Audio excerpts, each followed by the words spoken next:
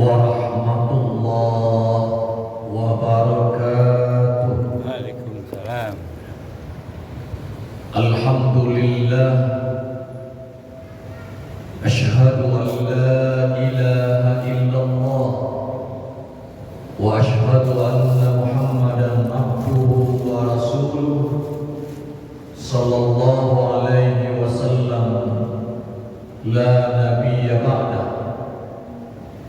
Allahumma salli ala Muhammad wa ala ali Muhammad.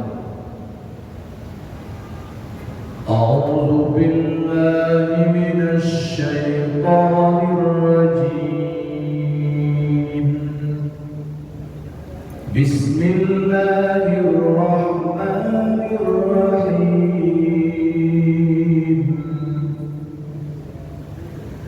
Innal mubadzirina kanu ikhwanasy syayatin wa kana asy-syaitanu li rabbih kafura.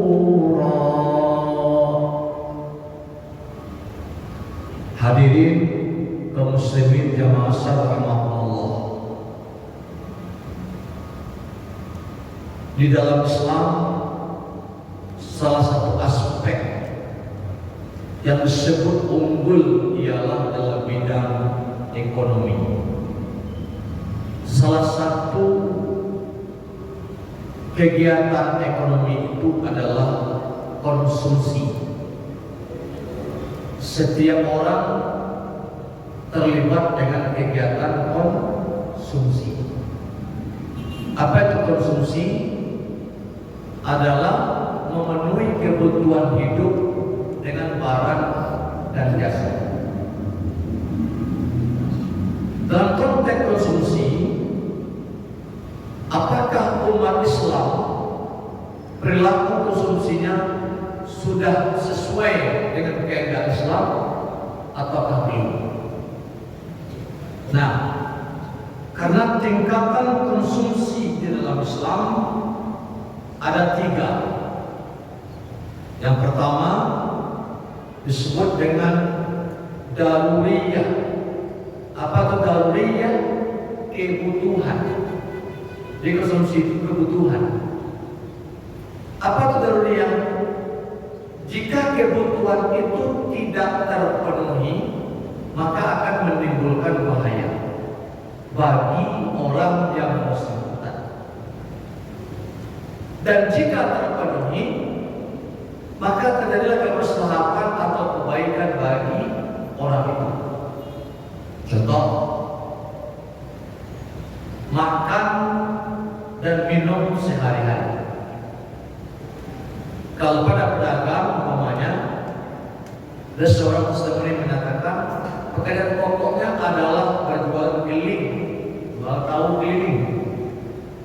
Sehari saja dia tidak jualan, maka anak dan keluarganya tidak makan. Andai satu hari dia tidak mendapatkan penghasilan, maka dia tidak punya uang untuk menghidupi keluarga.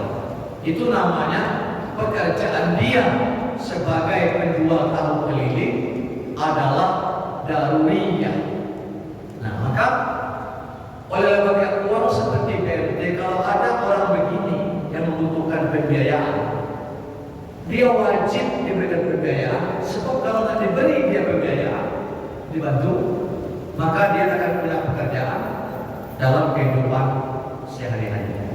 Jadi konsumsi orang dalam mengajukan pembiayaan ada yang daruriyah dan yang kedua ada yang hajiyah.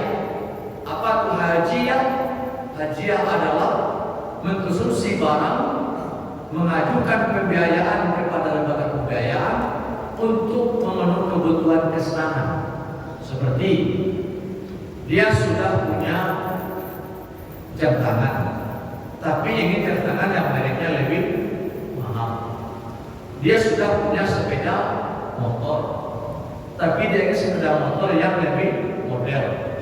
Itu namanya hajiyah. Dia sudah punya sepatu, dia sudah punya kacamata, tapi kacamata ya sama dengan kacamata artis atau lain-lain. Nah, itu namanya pemenuhan kebutuhan konsumsi secara hajiah. Yang ketiga, tingkatan konsumsi itu di manusia ada namanya tahsiniyah. Apa itu tahsiniyah? Yakni memenuhi kebutuhan itu tidak dalam rangka untuk kebutuhan, tapi hanya dalam rangka prestise ataupun sekadar keinginan. Misalnya, dia sudah punya mobil yang standar, tapi ingin punya mobil mewah. Sesekali kalau datang pejabat, dia pakai mobil itu bersama dengan pejabat, tapi bukan lagi kebutuhan. Istri satu, anak dua, rumah sudah ada dua, pengen buat rumah lagi, dua lagi. Itu namanya tahsiniyah. Jadi tingkatan konsumsi dalam itu ada, dalam sebuah ada. Pertama, daruriyah, wajib untuk dipenuhi, kalau tidak akan menimbulkan bahaya. Kedua, hajiah, untuk merubah pola kesenangan, meningkat sedikit dari yang dasar ke yang lebih atas. Tahsiniyah adalah gaya atau konsumsi yang sifatnya kepada bentuk prestise, harga diri, ataupun simbol dalam kehidupan sehari-hari. Nah, sekarang Islam mengatur selanjutnya apa yang diatur oleh Islam, baik pada konsumsi hajiah, daruriyah ataupun tahsiniyah, ada tiga yang diperhatikan. Pertama, dalam konsumsi itu barangnya mesti halal. Kalaupun dia punya kebutuhan, kalau nak makan dia bisa bayar sesakit dan lebih. Tapi untuk mendapatkan agar dia bisa makan bertahan hidup itu, konsumsi Islam mesti tetap halal. Artinya tak boleh ada kalau maliang, mencilok. Sampai ke atas, apalagi kalau untuk memenuhi konsumsi hajiah, tahsiniyah dengan cara yang tidak halal. Karena banyak orang cara beli mobil mewah dengan cara maling, cara ini dengan cara yang tidak benar. Untuk meningkatkan kesenangan, dia buat dengan cara yang salah. Mungkin dia manipulasi, mungkin dia lain-lain dan seterusnya. Sedangkan untuk daruriyah saja, Islam tidak membenarkan konsumsi yang tidak halal. Terus kedua, barang yang itu mesti bersih dan suci. Islam tak membenarkan konsumsi barang yang kotor. Makanan, pakaian tak dibenarkan oleh Islam untuk kotor. Tempat tinggal, kamar, rumah, dan lain sebagainya. Termasuk istri yang sedang kotor, tak boleh dipakai oleh Islam. Dan dipakai, jangankan barang, istri, benda, orang, tak boleh.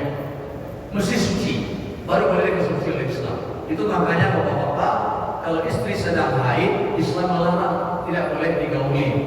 Kata ayat, jauhilah istri yang sedang haid, karena dia sedang tidak suci, tidak bersih. Barang najasa juga begitu. Barang yang tidak bersih, tidak suci, tidak dibenarkan oleh Islam untuk dikonsumsi. Dan ketiga, prinsip Islam dalam konsumsi ialah tidak boleh berlebihan. Kulu wasrabu wala tusrifu innahu la yuhibbul musrifin. Sesuai dengan kadar kebutuhan yang diperlukan. Apakah dia daruriyah, hajiah, ataupun tahsiniyah, sesuai dengan kadarnya.